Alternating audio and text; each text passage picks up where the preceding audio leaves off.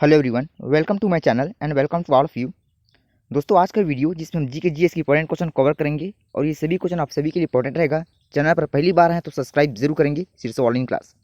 चलिए यहाँ पास बात करते हैं हम क्वेश्चन नंबर पहले को लेकर के।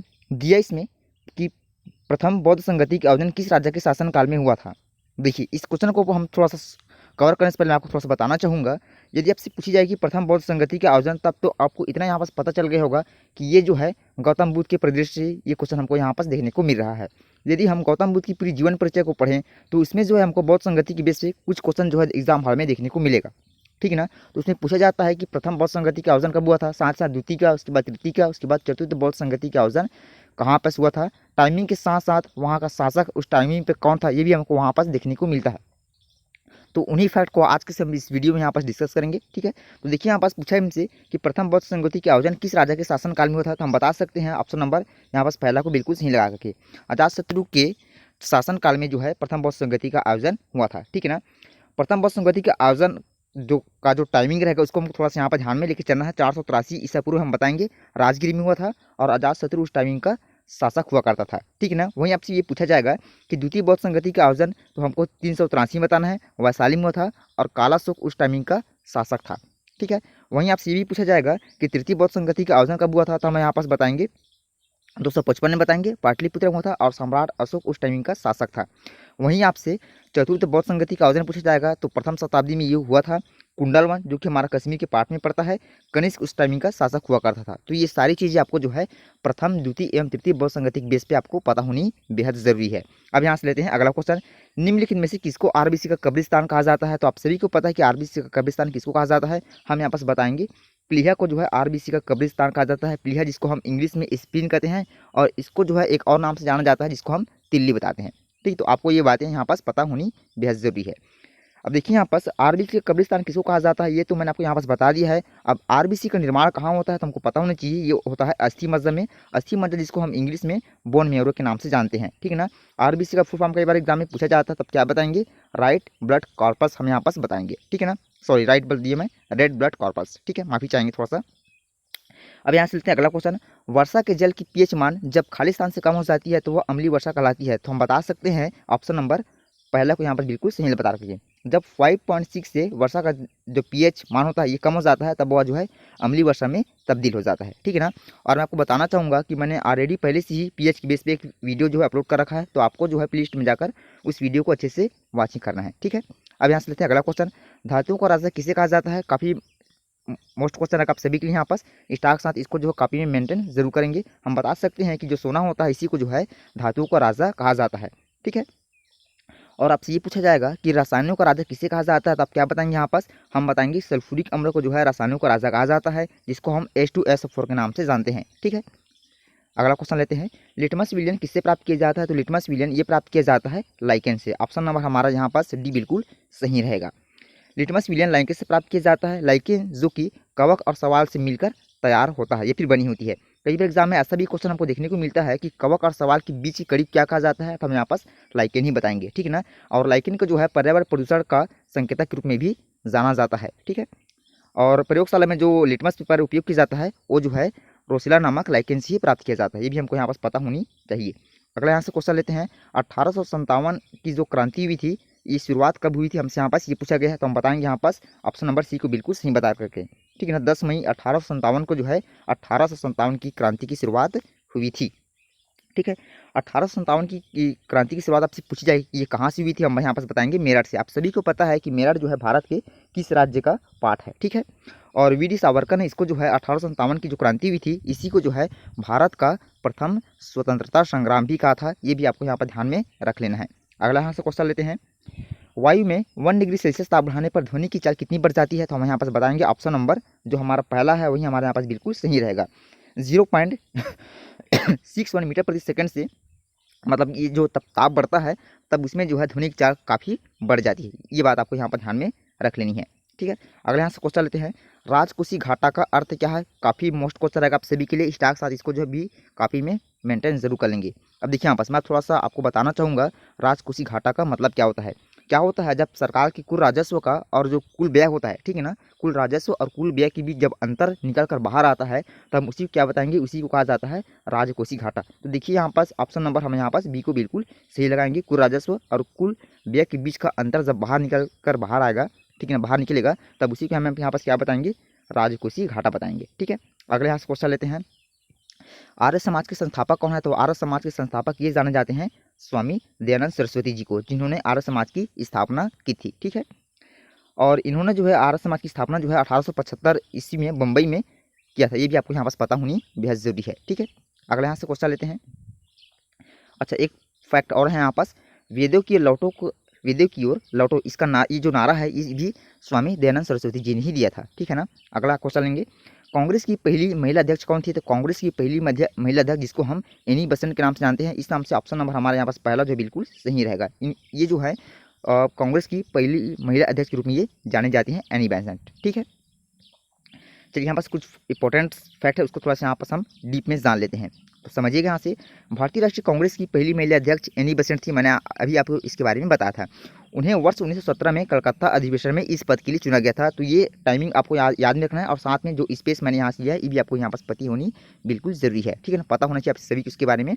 भारतीय राष्ट्रीय कांग्रेस के संस्थापक जो है ए एम होम थे, कई बार एग्जाम ये पूछा गया है, और इसकी स्थापना जो है 1885 में हुई थी। ठीक है ना, भारतीय राष्ट्रीय कांग्रेस का पहला अधिवेशन दिसंबर कब हुआ था, ये तो हमको ध्यान में रखना है। यहाँ पर ये बात कर रहे हैं यहाँ पास 28 दिसंबर 1885 का जो टाइमिंग है ये हमको यहाँ पर ध्यान में लेके चलना है। बम्बई में हुआ था, और इसकी अध्यक्षता जो है बिमलेश चंद्र बनर्जी ने की थी। ठीक है, अब यहाँ पास बात करते हैं नेक्स्ट अधिवेशन को। तो नेक्स्ट अधिवेशन में हमको टाइम यहाँ पे याद रखना है। दूसरा अधिवेशन की हम बात करेंगे तो ये जो हुआ था 1886 में हुआ था। पहला अधिवेशन मैं आपको बताया था 1885 में, दूसरा अधिवेशन 1800, ठीक मतलब एक साल, ठीक है ना, और 1886 में यहाँ पास बताएंगे कलकत्ता में हुआ था, और इसकी अध्यक्षता जो है दादा भाई नौरोजी ने की थी। ठीक है ना, और अगले यहाँ पास अधिवेशन की बात करते हैं, नेक्स्ट पॉइंट के रूप में रहेगा भारतीय राष्ट्रीय कांग्रेस का जो तीसरा अधिवेशन हुआ था ये 1887 में हुआ था, और ये मद्रास में हुआ था, और इसकी अध्यक्षता जो है बदरुद्दीन तैयबजी ने की थी, और यह जो भारतीय राष्ट्रीय कांग्रेस के प्रथम मुस्लिम अध्यक्ष के रूप में ये जाने जाते हैं। ठीक है, अब यहाँ बस बात करते हैं चौथा अधिवेशन का। तो चौथा अधिवेशन ये जो हुआ था 1888 में हुआ था, और कहाँ हुआ था, इलाहाबाद हमको बताना है, और इसकी अध्यक्षता जो है जॉर्ज यूल ने की थी, और यह जो है भारतीय राष्ट्रीय कांग्रेस के प्रथम अंग्रेज अध्यक्ष के रूप में ये जाने गए हैं। ठीक है, तो आपको ये सारी बातें यहाँ पास पता होनी बेहद जरूरी है। ठीक है, अब यहाँ पास बात करते हैं क्वेश्चन नंबर अगला के रूप में रहेगा। यहाँ पास महात्मा गांधी ने सन 1930 में सविनय अवज्ञा आंदोलन कहाँ से प्रारंभ किया था? तो हम यहाँ पास बताएंगे दांडी से जो कि हमारा गुजरात का पार्ट है। ठीक, वहीं से जो है महात्मा गांधी ने सविनय अवज्ञा आंदोलन यहाँ प्रारंभ किया था। तो ऑप्शन नंबर हमारा डी यहाँ पास बिल्कुल सही रहेगा। चलिए यहाँ पास बात जान लेते हैं कुछ एक्स्ट्रा फैक्ट। महात्मा गांधी ने 12 मार्च 1930 को साबरमती आश्रम से 78 सहयोगियों के साथ पैदल चलकर 24 दिनों में लगभग जो है 390 किलोमीटर की यात्रा इन्होंने तय की, और दांडी पहुंचे, जहाँ पर इन्होंने 6 अप्रैल 1930 को नमक कानून तोड़कर सविनय अवज्ञा आंदोलन शुरुआत की थी। ठीक ना, तो आपको ये बातें हमेशा ध्यान में रख लेनी है। और वर्तमान में दांडी जो है ये गुजरात के नसौरी जिले के अंतर्गत आता है। ठीक है, अगले यहाँ से क्वेश्चन लेते हैं। निम्नलिखित में से किस आंदोलन की शुरुआत नमक कानून को तोड़ने से हुई थी? तो इसके बारे में मैंने को यहाँ पास बताया था, सॉरी ये वाले अभी थोड़ा सा कवर नहीं हुआ। ठीक है ना, तो यहाँ पास जान लेते हैं हम यहाँ पास निम्नलिखित में से किस आंदोलन की शुरुआत नमक कानून को तोड़ने से हुई थी। हम यहाँ पास क्या बताएंगे, ऑप्शन नंबर सी को हम यहाँ पास बिल्कुल सही बताएंगे। क्या हुआ था, जब सविनय अवज्ञा आंदोलन शुरुआत हुई थी तो वहीं से जो है ये पहल शुरू की गई थी। ठीक है, अगला क्वेश्चन लेंगे। भागीरथी और अलकनंदा का संगम कहाँ पर होता है? तो भागीरथी और अलकनंदा का संगम ये होता है देवप्रयाग में। ऑप्शन नंबर हमारा यहाँ पर सी बिल्कुल सही रहेगा। भागीरथी और अलकनंदा नदियाँ गंगा की दो प्रमुख स्रोत हैं, और इन नदियों का संगम देवप्रयाग में होता है, और यहीं से जो है इस नदी को जो है गंगा के नाम से जाना जाता है। ठीक है, अगला क्वेश्चन लेते हैं। राष्ट्रीय राजमार्गों के विकास के लिए स्वर्णिम जो चतुर्भुज परियोजना है ये किसके द्वारा शुरू की गई थी? तो ये शुरू की थी अटल बिहारी वाजपेयी के द्वारा। तो ऑप्शन नंबर हमारा बी यहाँ पास बिल्कुल सही रहेगा। ठीक है, चलिए यहाँ पास कुछ फैक्ट है उसको यहाँ पास थोड़ा सा हम जान लेते हैं। स्वर्णिम चतुर्भुज परियोजना के अंतर्गत जो है 5,846 किलोमीटर लंबे राष्ट्रीय राजमार्ग 4 महानगरों, जिनमें से हमारा दिल्ली, मुंबई, चेन्नई और कोलकाता को सम्मिलित किया गया है, मतलब जोड़ा गया है। ठीक है ना, और इस परियोजना को जो है 2001 में भारत के जो भूतपूर्व प्रधानमंत्री, जिसको हम स्वर्गीय अटल बिहारी वाजपेयी के नाम से जानते हैं, इन्होंने इस परियोजना की शुरुआत 2012 में की थी। ठीक है, ये आपको यहाँ याद रखना चाहिए। आप यहाँ पास क्या बताएंगे, यह परियोजना जो है 2012 में ये पूर्व की, ऐसा आप यहाँ पास बताएंगे। ठीक है ना, चलिए कुछ यहाँ पास मुझसे भी कुछ त्रुटि हो जाती है तो उसके लिए हम यहाँ पास आप सभी से माफ़ी चाहेंगे। अगला यहाँ से क्वेश्चन लेते हैं। अगला रहेगा विश्व की सबसे व्यस्तम व्यापारिक नदी कौन सी है, तो हम यहाँ पर राइन नदी को जो है विश्व की सबसे व्यस्तम व्यापारिक नदी के रूप में ये जानते हैं। तो ऑप्शन नंबर हमारा सी यहाँ पर बिल्कुल सही रहेगा। विश्व की सबसे व्यस्तम व्यापारिक नदी राइन नदी है, और राइन नदी जो है यूरोप में बहती है। विश्व का सबसे व्यस्तम समुद्री मार्ग उत्तरी अटलांटिक सागर है। ठीक है, अगला क्वेश्चन लेते हैं यहाँ से। भारतीय अंतरिक्ष अनुसंधान संगठन, जिसको हम इसरो के नाम से जानते हैं, इसकी स्थापना किस वर्ष हुई थी, तो हम यहाँ पर बताएंगे ऑप्शन नंबर बी को बिल्कुल सही लगा करके। ठीक है ना, 1969 में जो है इसरो की स्थापना की थी। इसरो का फुल फॉर्म आपसे पूछा जाएगा तो उसको भी हम यहाँ पर थोड़ा सा जानेंगे। ठीक है, चलिए कुछ फैक्ट लेके उसको चलते हैं। पहले भारतीय राष्ट्रीय अंतरिक्ष अनुसंधान समिति का गठन जो है 1962 में किया गया था। सबसे पहले जो है इसका गठन 1962 में हुआ था, और बाद में इसी का जो है पुनर्गठन 15 अगस्त 1969 को किया गया। ठीक है ना, तो इसरो का यहाँ पर फुल फॉर्म हमको थोड़ा सा यहाँ पर अब थोड़ा सा जान लेते हैं, इसका फुल फॉर्म क्या होता है। तो फुल फॉर्म के रूप में हमको यहाँ पर बताना है, इंडियन स्पेस रिसर्च ऑर्गेनाइजेशन इसका फुल फॉर्म होता है, जिसको हम हिंदी में भारतीय अंतरिक्ष अनुसंधान संगठन के नाम से जानते हैं। तो ये बातें आपको यहाँ पर ध्यान में रख लेनी है। अगला यहाँ से क्वेश्चन लेते हैं। अच्छा, एक बात थोड़ा सा और बताना चाहूँगा, इसकी मुख्यालय आपसे पूछी जाएगा तो मुख्यालय में हमको यहाँ से बताना है बेंगलुरु, और स्थापना की बात मैंने आपको बता दिया है 1969 में इसका पुनर्गठन किया गया था। तो वैसे तो इसका स्थापना जो 1962 में किया गया था, लेकिन पुनर्गठन की बात आएगी तो हम यहाँ पास 1969 को बिल्कुल सही बताएंगे। ठीक है, अगला यहाँ से क्वेश्चन लेते हैं। भारतीय संविधान में वर्तमान में कितने मौलिक कर्तव्य है, तो हम यहाँ पास ऑप्शन नंबर सी को लेकर के यहाँ पास बिल्कुल अपने जो है आंसर का राइट ऑप्शन यहाँ पास हम बताएंगे। ठीक है ना, कितना बताएंगे, यहाँ पास 11 बताएंगे। भारतीय संविधान में वर्तमान में कुल 11 मौलिक कर्तव्य भी हैं। ठीक है, चलिए यहाँ पर डालते कुछ एक्स्ट्रा फैक्ट करो। सरदार सरोवर समिति की अनुशंसा पर संविधान का जब 42वें संविधान संशोधन हुआ था, ठीक है ना, 1976 की बात करेंगे, तो मौलिक कर्तव्यों को संविधान में जोड़ा गया, और इसे जो है रूस के संविधान से अंगीकृत किया गया है। ठीक है ना, मतलब शामिल किया गया है रूस के संविधान से किसको, मौलिक कर्तव्यों को संविधान के भाग 4 क में और अनुच्छेद जो है 51 क के अंतर्गत ये रखा गया है। ठीक है, 1976 में 42वें संविधान जब संशोधन हुआ था, तो इसके द्वारा जो है संविधान के नागरिकों के लिए कम से कम जो है 10 मौलिक कर्तव्य उस टाइमिंग पर निश्चित किए गए थे, और वर्तमान में जो है संविधान में अभी 11 मौलिक कर्तव्यों का उल्लेख हमको मिलेगा। अगला यहाँ से क्वेश्चन लेते हैं, स्वेज नहर किसको जोड़ती है, तो हम यहाँ पर क्या बताएंगे, स्वेज नहर जो है ये जो जोड़ती है, ऑप्शन नंबर हम यहाँ पास ए बिल्कुल हमारा यहाँ पास सही रहेगा। भूमध्य सागर और लाल सागर को जो है ये स्वेज नहर जोड़ती है। ठीक है, स्वेज नहर का निर्माण जो है 1869 ईस्वी में हुआ था, और इसके निर्माण का कार्य 1854 ईस्वी में फ्रांसीसी इंजीनियर, जिसको हम फर्डिनेंड लेसप्स के नाम से जानते हैं, इनको जो है सौंपा गया था। ठीक है ना, और स्वेज नहर जो भूमध्य सागर और लाल सागर को ये जोड़ती है, तो ये बात आपको यहाँ पर थोड़ा सा पता होनी बिल्कुल जरूरी है।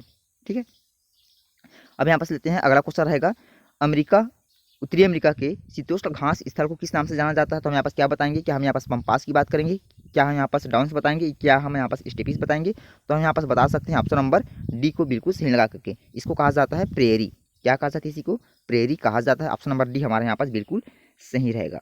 ठीक है ना, घास भूमियों को 2 वर्गों में यहाँ पास विभाजित किया गया है, जिनमें से हम यहाँ पास बात करेंगे उष्णकटिबंधीय घास भूमियाँ। ठीक है ना, तो पहले इसके बारे में जान लेते हैं। इसे अलग अलग देशों में अलग अलग नाम से जाना जाता है, जैसे कि अफ्रीका में सवाना, ठीक है ना, ब्राज़ील में इसको कंपोज कहा जाता है, और वेनेजुएला में इसको कोलंबिया, और ठीक है ना, तो वेनेजुएला व कोलंबिया में इसको जो है लानोस के नाम से जाना जाता है। ठीक है, दूसरा यहाँ पर हम बात करते हैं शीतोष्ण कटिबंधीय घास भूमियाँ, तो इसे भी अलग अलग देशों में अलग अलग नाम से जाना जाता है, जैसे कि संयुक्त राज्य अमेरिका, ठीक है, व कनाडा में प्रेरी, और अर्जेंटीना उरुग्वे व ब्राज़ील में पंपास, दक्षिण अफ्रीका में वेल्ड, ऑस्ट्रेलिया में डाउन्स, एशिया यूक्रेन रूस व चीन के मचूरियन प्रदेश में स्टेपी के नाम से इन सभी को जाना जाता है। ठीक है, अगला यहाँ से क्वेश्चन लेंगे, 18वां रेलवे जोन का मुख्यालय कहाँ स्थित है, तो हम यहाँ पास क्या बताएंगे, ऑप्शन नंबर बी हमारे यहाँ पर बिल्कुल सही रहेगा। इस क्वेश्चन के अनुसार विशाखापट्टनम की हम यहाँ पास बात करेंगे। ठीक है ना, 18वां रेलवे जोन जो है यही हमारा स्थित है विशाखापट्टनम में। ठीक है, वर्तमान की यदि हम बात करते हैं तो वर्तमान में जो है भारत में कुल 18 रेलवे जोन है, और 18 रेलवे जोन दक्षिण तट रेलवे जोन, जिसको हम साउथ कोस्ट रेलवे के नाम से जानते हैं, जिसका मुख्यालय जो है विशाखापट्टनम है, इसके बारे में मैंने भी आपको बताया था। ठीक है, अगला यहाँ से क्वेश्चन लेंगे, भारत में प्रथम परमाणु बम परीक्षण किस वर्ष किया गया था, तो हम यहाँ पास ऑप्शन नंबर सी को बिल्कुल यहाँ पर सही लगाएंगे। 1974 में जो है भारत में प्रथम परमाणु बम का परीक्षण किया गया था। यदि हम भारत की बात करते हैं तो भारत ने अपना पहला जो है परमाणु परीक्षण जो है 18 मई 1974 को ये पोखरण, जिसको हम जैसलमेर राजस्थान के पार्ट में देखने को हमको मिलेगा, पोखरण ये क्षेत्र जो आता है, ठीक है ना, इस स्थान पर जो है प्रथम परमाणु परीक्षण का कोड मतलब किया गया था। ठीक है ना, और इसका कोड का हमको नाम लिखना, इसका कोड था उस टाइमिंग पे स्माइलिंग बुद्धा था। ठीक, तो कोड का नाम और टाइमिंग हमको यहाँ पास पता होनी बेहद ज़रूरी है। भारत ने अपना दूसरा जब परमाणु परीक्षण किया था पोखरण में ही, तो 11 मई और 13 मई 1998 को किया था, और दूसरा परमाणु परीक्षण का कोड नाम था शक्ति 98। ठीक है, अगले यहाँ से क्वेश्चन लेंगे, रोलेट एक्ट कब पारित किया गया? तो रोलेट एक्ट ये पारित किया गया था 1919 में। तो ऑप्शन नंबर हमारे यहाँ बी बिल्कुल सही रहेगा। ठीक है, रोलेट एक्ट जिसको हम काला कानून के नाम से जानते हैं, ठीक है, तो मार्च 1919 में ये जो है पारित हुआ था, और जिसमें यह व्यवस्था की गई कि मजिस्ट्रेट किसी भी संध्यापद स्थिति में किसी व्यक्ति को जो है अपनी हिरासत में ले सकता है या फिर गिरफ्तार कर सकता है। ठीक, तो ये बात आपके यहाँ पास पता होनी बेहद ज़रूरी है। दूसरा पॉइंट ये रहेगा कि रोलेट एक्ट को बिना वकील, बिना अपील तथा बिना दलील का कानून भी कहा सकता है। ठीक है ना, गांधी जी ने इसे जो है काना कानून कहा। इसी को क्या बताएंगे यहाँ पास, गांधी जी ने इसको जो है काला कानून कहा था। ठीक है, अगला यहाँ से क्वेश्चन लेते हैं, किस गुणधर्म के कारण पानी से भरे हुए बर्तन में डुबोई गई जो छड़ी होती है या फिर जो छड़ होती है वो हमको कैसा प्रतीत कैसा होता है? ये तो मुड़ी हुई प्रतीत होती है। तो यहाँ पास देखिए ऑप्शन में क्या केस में दिया है, यहाँ पास क्या बताएंगे तो हम बता सकते हैं ये एक घटना होती है जिसको हम यहाँ पास अपवर्तन के नाम से जानते हैं। तो अपवर्तन के कारण ही वह छड़ी जो है हमको मुड़ी हुई प्रतीत होती है।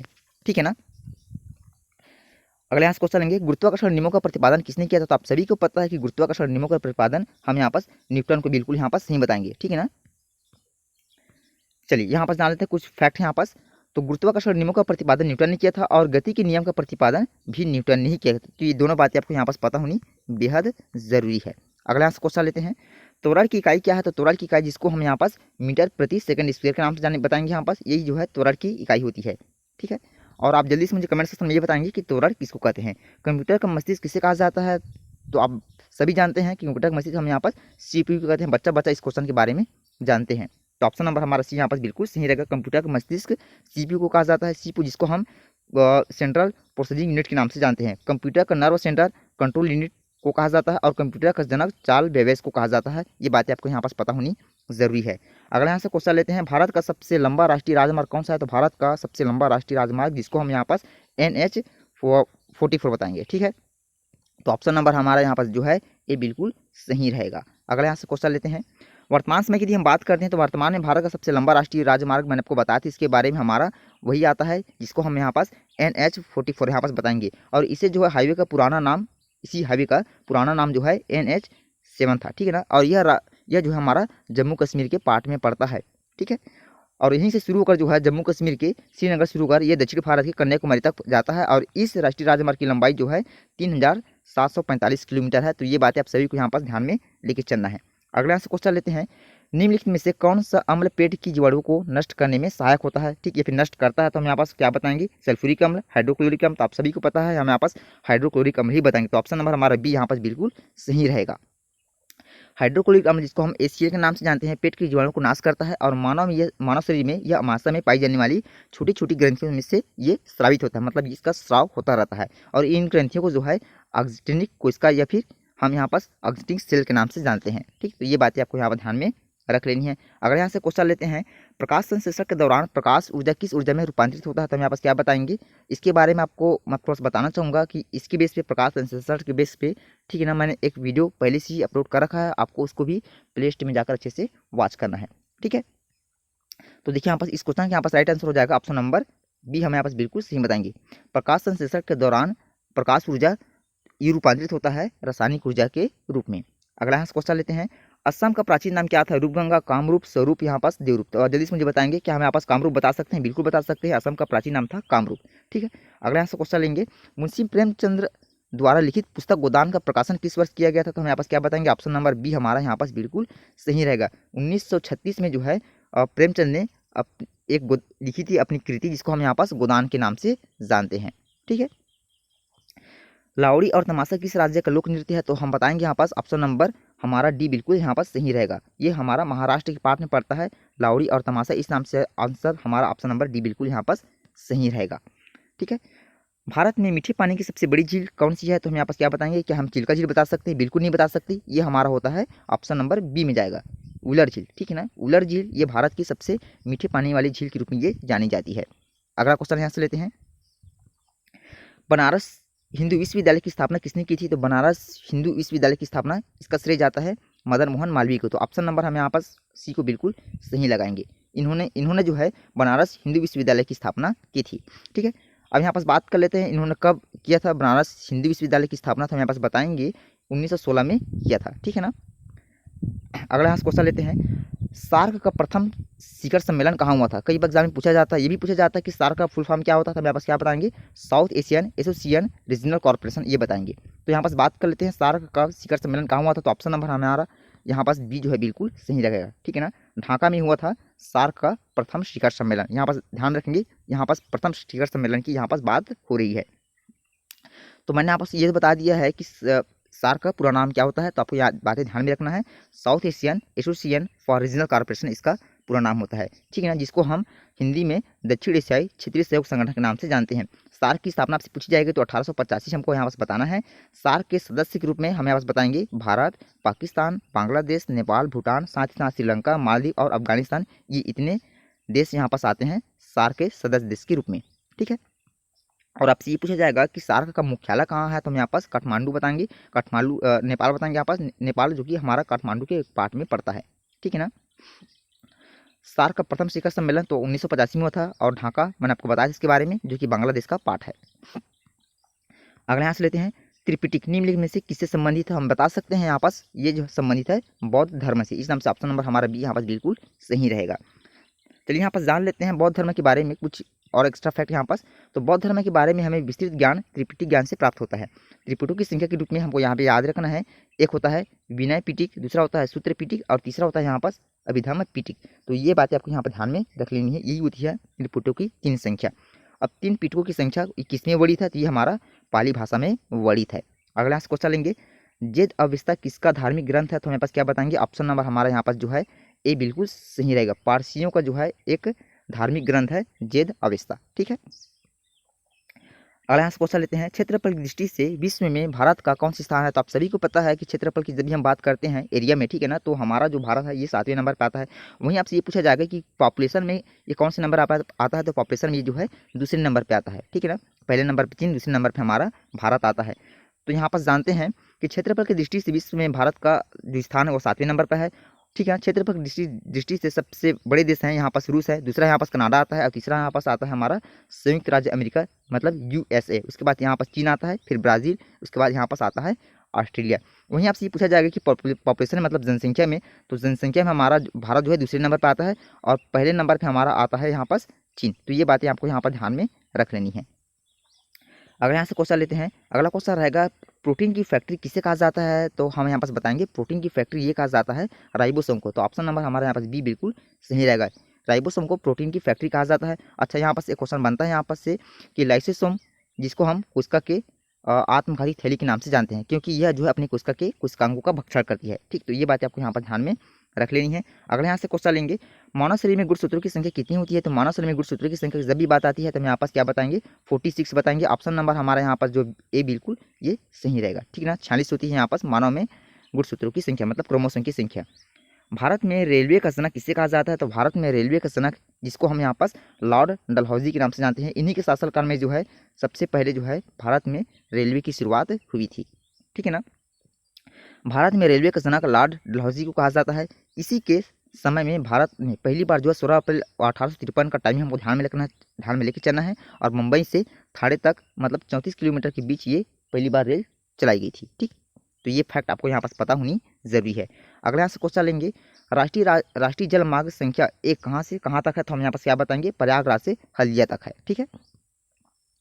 चलिए यहाँ पास जानते हैं, राष्ट्रीय जलमार्ग संख्या 1 प्रयागराज से हल्दिया तक है, और यह जलमार्ग गंगा भागीरथी हुगली नदी तंत्र में स्थित है। इस जलमार्ग पर स्थित प्रमुख शहर जिसमें से हम इलाहाबाद, जिसको हम अभी वर्तमान में प्रयागराज के नाम से जानते हैं, और साथ ही साथ वाराणसी, ठीक है ना, मुगलसराय, बक्सर, आरा, पटना, मुंगेर, भागलपुर, फरक्का और कोलकाता, और ये हल्दिया तक ये पूरी तरह से विस्तृत है। अगला यहाँ से क्वेश्चन लेते हैं, किस हवाई जहाज की ऊंचाई मापने के लिए किस उपकरण का प्रयोग किया जाता है। तो देखिए यहाँ पास एक होता है, चलिए मैं आपको थोड़ा सा हर एक पॉइंट यहाँ पर थोड़ा सा बताता चल जाऊँगा, ठीक है ना। तो जानते हैं यहाँ पास किस हवाई जहाज की ऊंचाई मापने के लिए किस उपकरण का प्रयोग किया जाता है। तो हम यहाँ पास क्या बताएंगे, क्या हम यहाँ पास बैरोमीटर बता सकते हैं, बिल्कुल नहीं, यहाँ पास बैरोमीटर की बात नहीं हो रही है। क्या हम पास फिर एनेमोमीटर बताएंगे, या फिर हम यहाँ पास अल्टीमीटर बताएंगे। तो यहाँ पास क्या बताएंगे, हम बताएंगे यहाँ पास अल्टीमीटर, ठीक है ना। ऑप्शन नंबर हमारा यहाँ पास जो है ए बिल्कुल सही रहेगा। अल्टीमीटर से, इसकी सहायता से हवाई जहाज की ऊंचाई मापने के लिए अल्टीमीटर उपकरण है, इसका प्रयोग किया जाता है, ठीक है। अच्छा चलिए यहाँ पास जान लेते थोड़ा सा बैरोमीटर, इसकी सहायता से जो है दाब का मापन किया जाता है। ठीक है, वायु दाब का मापन किया जाता है। और जो एनीमोमीटर होता है ना, इसकी सहायता से हवा की गति का मापन किया जाता है। ये बातें आपको यहाँ पर ध्यान में रखनी है। अगले यहाँ से क्वेश्चन लेंगे, वर्षा की बूंद गोलाकार होती है, इसका कारण क्या है? तो हम यहाँ पास बता सकते हैं, इसका कारण सिर्फ एक ही है, वह है पृष्ठ तनाव। पृष्ठ तनाव की वजह से वर्षा की जो बूंद होती है वो हमको गोलाकार दिखाई देती है। ठीक है, आँख की रेटिना पर प्रतिबिंब कैसा बनता है? तो आँख की रेटिना पर प्रतिबिंब बनता है यहाँ पर सीधा खड़ा हो या फिर वास्तविक बताएंगे, या फिर हम आभासी या फिर सीधा खड़ा बताएंगे। तो ऑप्शन नंबर यहाँ जो है हमारा ये बिल्कुल सही रहेगा, वास्तविक, और यहाँ पास हम उल्टा बताएंगे। ठीक है, नेक्स्ट क्वेश्चन लेते हैं, मोटर वाहनों में जो पश्च दृश्य होता है, जिस मतलब पीछे देखने के लिए, यहाँ पास पूछा है कि दर्पण कैसा होता है। ठीक है ना, मतलब किस दर्पण का उपयोग किया जाता है? तो हम यहाँ पास क्या बताएंगे, उत्तल दर्पण का उपयोग किया जाता है। क्योंकि उत्तल दर्पण की एक विशेषता होती है कि यह जो है जो जो दृश्य हमको दिखाई देता है वो हमको जो है छोटे रूप में दिखाई देता है। ठीक है ना, कितने भी बड़ी आकार की वस्तु क्यों न हो, वह जो है हमको अपने प्रतिबिंब के अंदर एक छोटा दृश्य हमको फीलिंग कराता है। ठीक है, मतलब दिखाता है ये बना करके। अगला यहाँ से क्वेश्चन लेते हैं, मोटर वाहनों के पीछे दृश्य को देखने के लिए उत्तल दर्पण का मतलब, जिसको हम कॉन्वेक्स मिरर के नाम से जानते हैं, इसका जो है उपयोग किया जाता है, यूज़ किया जाता है। आँख, कान, नाक और दांत के डॉक्टर द्वारा गाड़ी की हेडलाइट में, सोलर कुकर में या फिर दाढ़ी बनाने में अवतल दर्पण का उपयोग किया जाता है। तो दोनों में अंतर होता है। अवतल दर्पण, इसका जो प्रतिबिंब बनेगा, मतलब जो चित्र बनता है, ठीक है ना, मिरर पर, ये बनेगा यहाँ पास बड़ा, ये बड़ा करके दिखाता है। जबकि जो उत्तल दर्पण होता है ये किसी वस्तु को हमको छोटा करके दिखाता है। दोनों में यही यहाँ पास अंतर हमको यहाँ पास बताना है। अगले यहाँ से क्वेश्चन लेंगे, भारत में जनसंख्या इतिहास में किसे महान विभाजक वर्ष कहा जाता है? तो हमारे पास क्या बताएंगे, ऑप्शन नंबर हमारा यहाँ पास सी बिल्कुल सही रहेगा, 1921 को। ठीक है ना, 1921 को कहा जाता है, ऐसा हम यहाँ पास बताएंगे। तो यहाँ पास जान लेते हैं कुछ एक्स्ट्रा फैक्ट के रूप में, 1911 से 1921 के दौरान भारत में जनसंख्या की 10 की वृद्धि ऋणात्मक थी। अब ऋणात्मक कितना था? तो हमें बस क्या बताएंगे, -0.31%। ठीक है ना, मतलब हो गई थी, जिसके परिणाम स्वरूप इस दशक में जो है भारत की जनसंख्या 77 लाख की कमी आई थी। इसलिए 1921 ईस्वी को महान विभाजक की संज्ञा दी गई। तो ये आपको 1921 के विषय में बेस में ये फैक्ट आपको पता होनी ज़रूरी है। अगला यहाँ से क्वेश्चन लेते हैं, नागालैंड की राजकीय भाषा क्या है? तो नागालैंड की राजकीय भाषा, जिसको हम यहाँ पास अंग्रेजी के नाम बताएंगे, क्या बताएंगे यहाँ पास, अंग्रेजी बताएंगे। ठीक है ना, ये बात आपको यहाँ पास पता होनी चाहिए। कई सारे बच्चे जो है यहाँ पास अंग्रेजी नहीं बल्कि क्या बताते हैं यहाँ पास, चाँग को यहाँ पास बताते हैं। चाँग हमको यहाँ पास बताना नहीं है, हमारा यहाँ पास नागालैंड की राजकीय भाषा के रूप में है, इस नाम से ऑप्शन नंबर डी हमारा बिल्कुल यहाँ पास सही रहेगा। अगला यहाँ से क्वेश्चन लेते हैं, राणा टिग्रीना किसका वैज्ञानिक नाम है? तो आप सभी को पता है, हम यहाँ पास स्टार्टिंग से मतलब 10th क्लास से सारी चीज़ें पढ़ते आ रहे हैं। तो यहाँ पास मेढक को बिल्कुल यहाँ पास सही बताएंगे। मेढक का जो वैज्ञानिक नाम होता है, जिसको हम यहाँ पास राणा टिग्रीना बताते हैं। तो ऑप्शन नंबर हमारा ए बिल्कुल यहाँ पास सही रहेगा। अगला यहाँ से क्वेश्चन लेते हैं, और यहाँ पास इस वीडियो का सबसे लास्ट क्वेश्चन है, मालगुडी डेज पुस्तक के लेखक कौन है? तो हम यहाँ पास क्या बताएंगे, ऑप्शन नंबर हमारा यहाँ पास जो सी है, आर के नारायण। ठीक है ना, आर के नारायण, जो कि भारत के राष्ट्रपति के रूप में रह चुके हैं। ठीक, तो इन्होंने जो है मालगुडी डेज पुस्तक नामक के, मतलब इनकी जो कृतियाँ हैं, जिसको हम मालगुडी डेज के नाम से जानते हैं, ये आर के नारायण के द्वारा लिखी गई थी। ठीक है, तो ऑप्शन नंबर हमारा यहाँ पास जो है सी बिल्कुल सही रहेगा। ठीक है, तो देखिए यहाँ पास मैंने आपको हर एक पॉइंट को यहाँ पास एक्स्ट्रा फैक्ट के रूप में यहाँ पास कवर कराए हैं। और चैनल पर यदि पहली बार है, यदि आपने चैनल को अभी तक सब्सक्राइब नहीं किया तो प्लीज़ चैनल को सब्सक्राइब जरूर कर लेंगे, ताकि आपको जो है आगामी वीडियो का नोटिफिकेशन बिल्कुल जो है टाइम पर मिल सके। सो लव यू गाइस, तब तक के लिए जय हिंद, वंदे मातरम, वेलकम। और हो सके तो प्लीज़ अपने प्यार भरे कमेंट्स जरूर कमेंट सेक्शन में देंगे, और यहाँ इस वीडियो को अधिक से अधिक लाइक के साथ बिल्कुल शेयर जरूर करेंगे। आपकी एक लाइक के साथ हमको जब काफ़ी जो है मोटिवेशन मिलता है, इसलिए प्लीज़ चैनल को, वीडियो को लाइक ज़रूर करें। तब तक के लिए जय हिंद, वंदे मातरम।